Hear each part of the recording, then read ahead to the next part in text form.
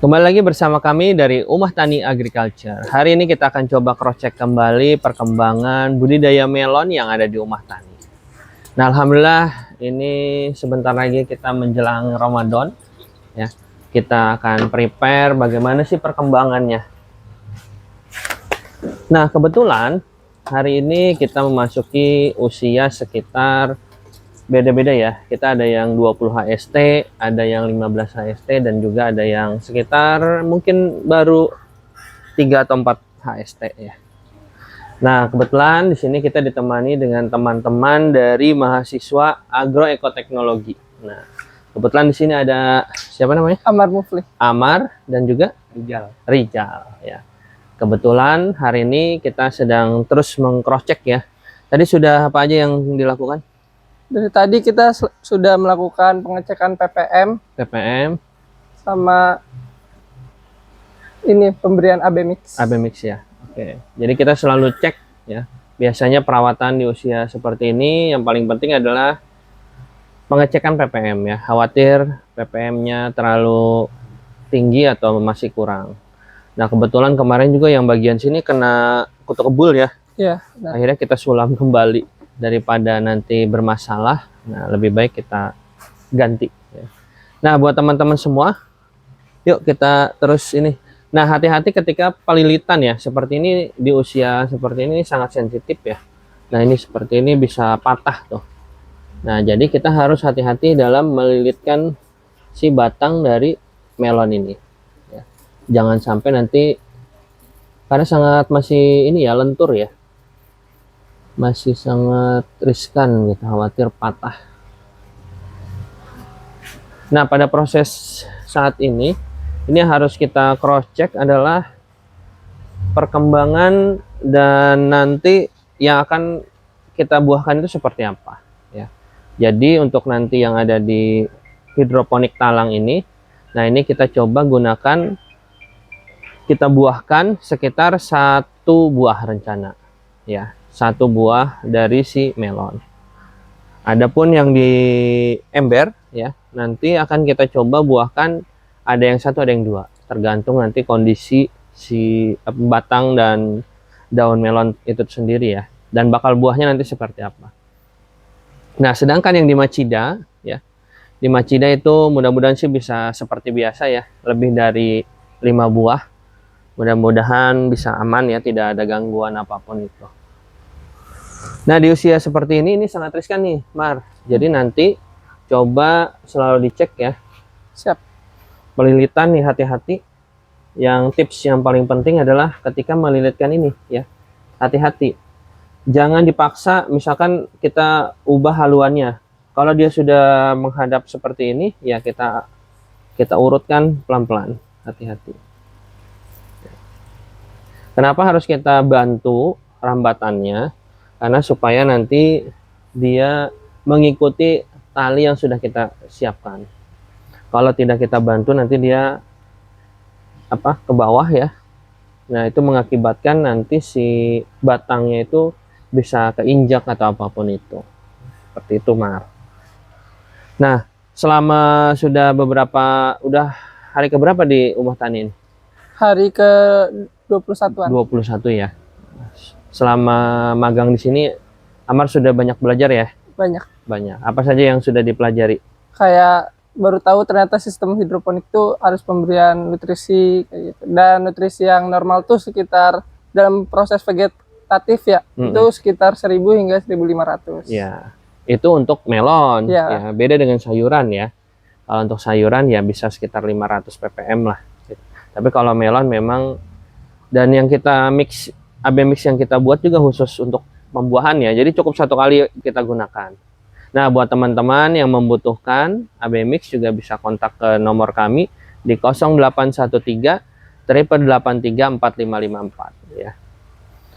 Jadi yang kebingungan, kebetulan kita meracik AB Mix untuk 1 kali pakai, jadi tidak ada masa vegetatif generatif kita.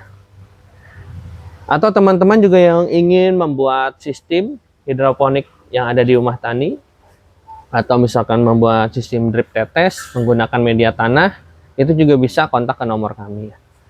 Kita kebetulan di sini ada hidroponik ember, ada juga menggunakan talang air, dan juga di sistem Macida. Ya. Nah itu semuanya insya Allah mudah-mudahan bisa sesuai harapan lah, panen sesuai harapan. Jadi kebetulan kita di masa penanaman kali ini sekitar kita tanam hampir 700 ya kemarin ya. Ya. 600 lebih lah, kurang lebih 600 pohon, dan mudah-mudahan sih ya kalau dikali misalkan 1 kilo atau 1,5 kilo, mudah-mudahan bisa tembus di angka 1 ton ya, 1 ton ya kurang lebih ya, mudah-mudahan. Jadi nanti teman-teman jangan lupa, khususnya di wilayah Serang yang nanti mau menikmati, kebetulan yang kita tanam itu adalah golden melon, itu nanti bisa langsung datang ke Umah Tani. Nah kemarin juga ada pertanyaan dari teman-teman di channel YouTube kita, lebih efektif yang mana? Sebenarnya sama aja ya, mau talang, mau ember, atau sistem Macida itu sama saja. Hanya saja efektivitas dari si akar ya. Jadi kalau kita lihat dari sisi perakaran ya, kalau menggunakan talang air, nah ini bisa dicek ya. Bisa dicek ya, talang air itu akarnya terbatas ya pertumbuhannya. Maka kenapa kita hanya buahkan di 1 buah saja? Karena dari segi perakaran itu hanya terbatas di ruang lingkup sepanjang ini aja ya. Nah bisa jadi di dalam ini sudah sangat banyak sekali akar gitu, sehingga ketika kita ingin maksimalkan kembali buahnya khawatir tidak sesuai.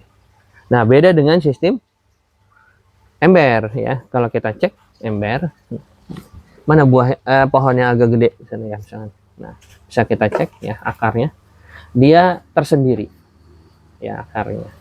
Jadi kemarin ada beberapa pertanyaan nih ceritanya, lebih efektif yang mana? Ya sebenarnya pilihan ya.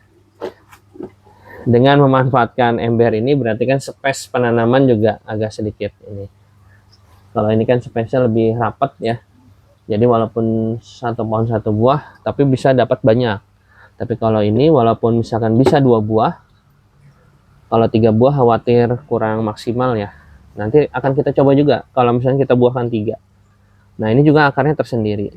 Kelebihannya kalau misalkan mati listrik, nah itu kemarin kita sempat mati listrik berapa lama tuh? Hampir masuk nggak kemarin? Ada kan? Enggak. Ada hampir 2 hari ya, hampir 2 hari kita hampir mati listrik. Jadi kebetulan PLN di sekitar kita itu sedang mengalami apa, puting beliung ya, karena ya kemarin ada pohon rubuh karena instalasi listrik yang ada di sini. Jadi akhirnya kita padam 2 hari untuk kita ada genset. Nah kelemahannya adalah yaitu tadi ya, kalau misalkan seperti ini air tetap menggenang.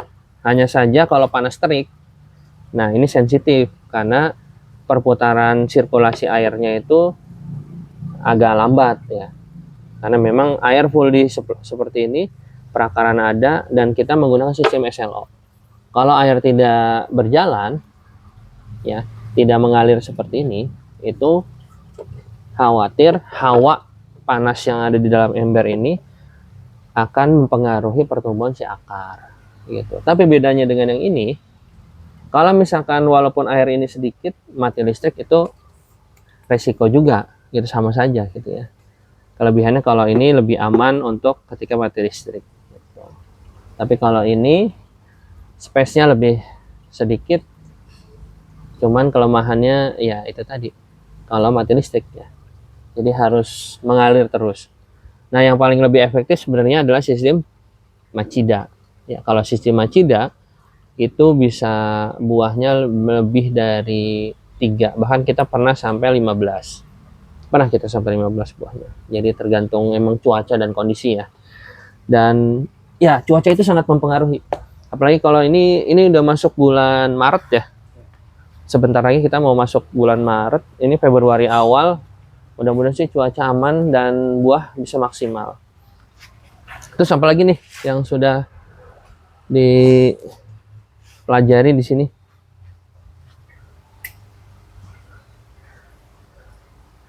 Sudah banyak ya. Kemarin sudah kita training dan ini batch 2.